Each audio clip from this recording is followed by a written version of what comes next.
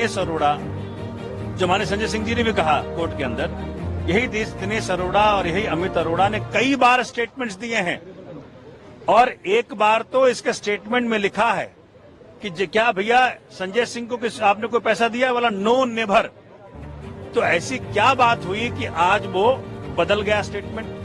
बात ये हुई कि 1 अगस्त को इस शख्स को बेल मिला, ये बना अप्रूवर, और अप्रूवर बनने के बाद 14 अगस्त को ये स्टेटमेंट देता है। उस पे क्यों कोई ट्रस्ट करेगा? वो नेचुरल सी बात है, किसी का तुम कान फाड़ोगे, किसी का दांत तोड़ोगे, किसी की परिवार को धमकी दोगे, आप इस शर्त पे कि भाई तुमको तभी छोड़ेंगे जब तुम इन व्यक्तियों का नाम लोगे। तो संजय सिंह का छोड़ो, वो तो मोदी का नाम ले ले। ईडी ने कुल कितने करोड़ रुपए लेन देन का आरोप लगाया है? कहा है कि 2 बार में 1-1 करोड़ रुपए हुए, फिर 1 करोड़ रुपए बाद में किसी के। ये तो ईडी से पूछो भैया, ये तो जीरो। मेरे हिसाब से ये सब हवाई है। माननीय उच्चतम न्यायालय भी देख रहा है इसको, माननीय न्यायालय भी देख रहे हैं इसको। हवाई है। एक नए धेले की रिकवरी नहीं, एक नए धेले का ट्रेस नहीं, एक नए धेले का एविडेंस नहीं। तो कौन किसकी पैसा? ठीक है सर, जो बयान जो 27 मार्च को हो चुके थे, मार्च में हो गए थे कई लोगों के, उसके आधार पर कोई कार्रवाई नहीं की गई, रखा रहा। अब आकर कार्रवाई की गई। इस पे बचाव पक्ष का भी सवाल था, कोर्ट का भी सवाल था। उसके बारे में ईडी ने एक एक्सप्लेनेशन दिया कि भी उन्हें धमकी दी गई थी कि बहुत सारे इन्फ्लुएंसर लोग हैं, उनका क्या किसी का नाम ना ले। सर, ये क्या मामला है? किस वजह से ऐसा ईडी को कहना पड़ा? आपको लग रहा है कि इस देश में इन्फ्लुएंसर संजय सिंह और सोमनाथ भारती हो सकते हैं? इस देश में इन्फ्लुएंसर वो होगा जिसके हाथ में आज ईडी है, सीबीआई है, वो इन्फ्लुएंसर हैं। वो पावर लगा रहे हैं, जोर लगा रहे हैं कि तू इनका नाम ले, तू इनका नाम ले, तू इनका नाम ले। तो ईडी के सारे आर्गुमेंट्स ध्वस्त हैं। 5 दिन वेट करो, सब काम हो जाएगा। कि भाई आपने को संजय सिंह को पैसा दिया, तो कहा नो नेवर। ये ऑन रिकॉर्ड है कि नो नेवर। तो वो स्टेटमेंट का मान्यता नहीं है, लेकिन ये एक्यूज्ड टर्न अप्रूवर की ये स्टेटमेंट की कहां मान्यता है?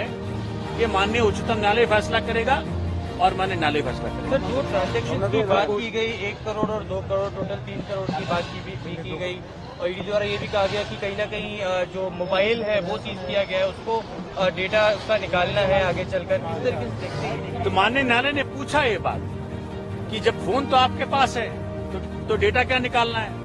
उनके लिए संजय सिंह की कस्टडी क्यों चाहिए आपको? इसका जवाब नहीं। तो ये सभी बातें ऑन रिकॉर्ड हैं और वो कह रहे हैं कि भाई हमने सीडीआर लिया है। और मैं आपको बता दूं, सीडीआर एक मोबाइल टावर का होता है। उस मोबाइल टावर के इर्द गिर्द ही वो व्यक्ति होगा। तो संजय सिंह के घर के बगल में मनोज ये तिवारी का भी घर है, तो क्या तिवारी से मिलने गया था वो आदमी? तो ये तो सीबीआई बताएगी, ईडी बताएगी। तो आज ईडी के पास किसी भी सवाल का जवाब नहीं था।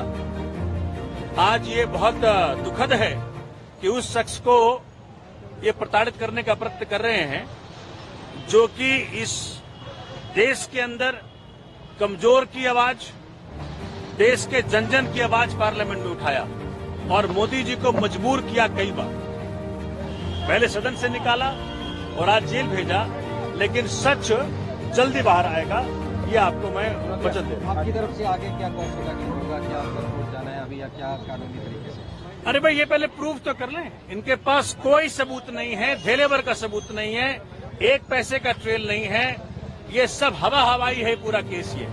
ये इसीलिए किया जा रहा है क्योंकि एक व्यक्ति है इस देश के अंदर जिससे माननीय मोदी जी को डर लगता है, उसका नाम अरविंद केजरीवाल, और उसी का परिणाम है कि उनके साथियों को तंग किया जा रहा है। अन्य गिरफ्तारियां भी होंगी। अरविंद केजरीवाल ने कल कहा कि और भी गिरफ्तारियां हो सकती। भाई देखो, राजा साहब का मूड है, अब राजा साहब जो चाहे करें, लेकिन देश की डेमोक्रेसी, देश का प्रजातंत्र, देश का संविधान, देश का कोर्ट इस बात का फैसला करेगा कि सच हो और न्याय हो इस देश के।